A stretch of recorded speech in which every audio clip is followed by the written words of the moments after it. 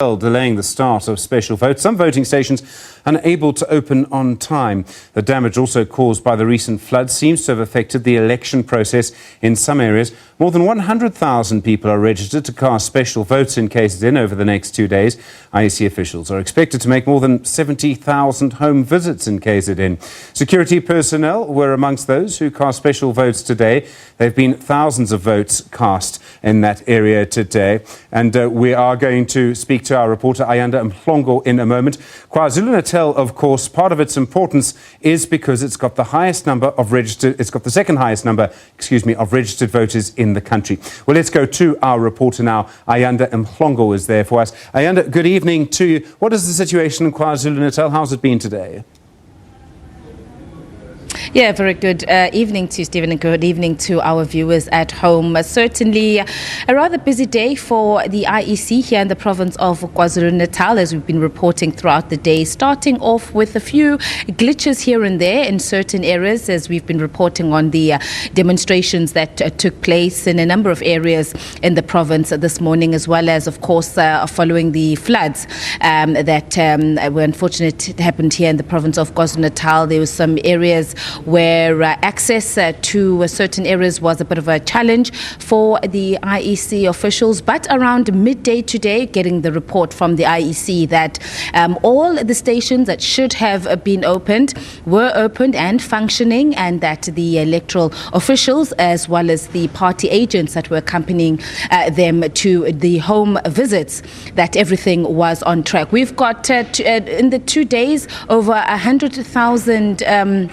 special votes were going to be cast between today and tomorrow. 70,000 or more than 70,000 of those is going to be home visits, and over 30,000 were going to be visits by voters to the voting stations. We're about an hour now since the cutoff time, which was 5 p.m., which meant that at that time all elections officials needed to be back at their bases. And just to see how the day went, I'm now joined by Mrs. Ntomfuthi Masinga. She is the acting provincial elections officer here in KZN. Ms. Masinga, thank you very much for joining us once again. We're about an hour now, and I'm sure we pulled you out of a very busy room where you're still trying to get together the facts and figures. But what can you tell us now? How has the day gone?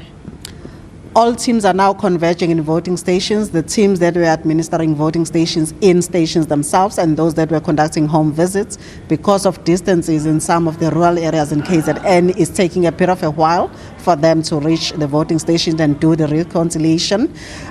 Once at the voting stations, the main thing is to mark the people who voted today off the voters' roll, because we don't take the voters' roll with us to the home visits. So there is that reconciliation that happens at voting stations. Then they move from voting stations to our storage facilities. We have 44 storage facilities in all the 44 municipalities in the province, where we lock things up, and they will be brought back to the voting station again tomorrow at 8 for the teams to meet again with party agents and continue with the home visits and visits at voting stations. This morning, of course, you took us through some of the areas that had the public protests this morning, and where officials were unable to get to start on time, really. In the afternoon now, what has the situation been? Has there been any further disruptions from community unrest?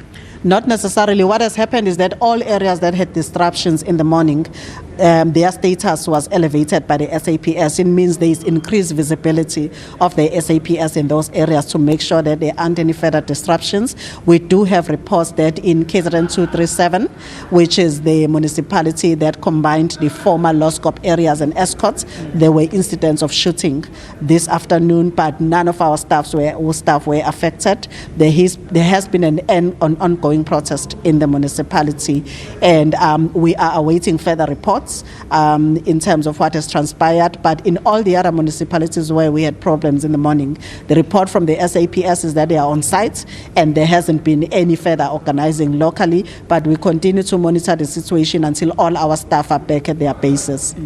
Of course, looking at today, starting off late in certain areas, it will mean that a lot of the work will fall onto tomorrow. We now have one last day to go. You did say earlier on to us that looking at where you are now, there's a possibility that you will not be able to finish all the special votes by tomorrow afternoon. It's highly possible. We have over 70,000 home visits to administer in the province. We have never been able to visit every single person that we would have approved because of the people that abuse the provision, where they apply only to find out when we arrive at their homes, they are not even there.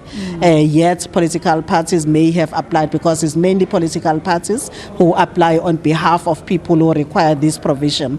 So you find that the most deserving cases end up not getting this provision, and when there are people that are abusing it. So if for any reason we end up not being able to arrive at your home at 5 p.m. tomorrow, even though you are approved for a home visit, we then appeal to communities to assist to get you to the voting station. On the election day, you will get preferential treatment if you were approved, because there is a reason why we had approved you as a special vote if you are a deserving case.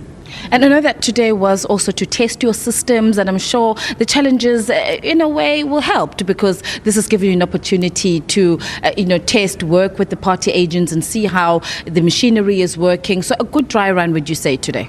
Absolutely. It provides a good dry run for us. It also gives us an opportunity to test our systems, as well as test whether all the work that has been done by disaster management teams to fix the roads that were damaged, to fix the bridges that were repaired, we can now confirm that that work has been done, and we can be confident that we'll have a smoother process on election day. All right, Ms. Masinga, thank you so much for your time. I know that you need to rush back. There's still a lot of work that needs to be done by this evening, but thanks very much for your time. We'll catch up with you hopefully tomorrow morning again. And Domfuti Masinga, the acting provincial elections officer here in the province of KwaZulu-Natal, just giving us a run through of today and what we can expect tomorrow. As we know, there were about 233 reports that had come of damaged roads, and the Department of Cooperative Governance in KwaZulu-Natal, working with the municipalities, were working around the clock, in a statement that they issued later today, saying that they were working around the clock to ensure that those damaged roads were fixed, to open up so that the IEC officials were able to access some of the areas, particularly those in the remote areas. But as Mrs. Masinga said, there's still a lot of work that needs to be done this evening, and so possibly only tomorrow morning we'll be able to get the figures in terms of how many of the special votes were cast today, and those that either through home visit or those that visited the voting stations, and how many of the over 100,000 are left for tomorrow. She said that if they're unable to get to, if you are registered and the IEC officials were unable to get to you tomorrow, it will mean that some arrangements need to be made for those voters to make their way to the voting stations on the election day, main election day on Wednesday. That's where we leave it here at the IEC's Operations Centre in Durban. And Stephen, it's back to you in Johannesburg. Ayanda, many thanks indeed. Really do appreciate it. Ayanda Mhlongo live for us with the situation in KwaZulu-Natal. We'll take the pulse of the nation with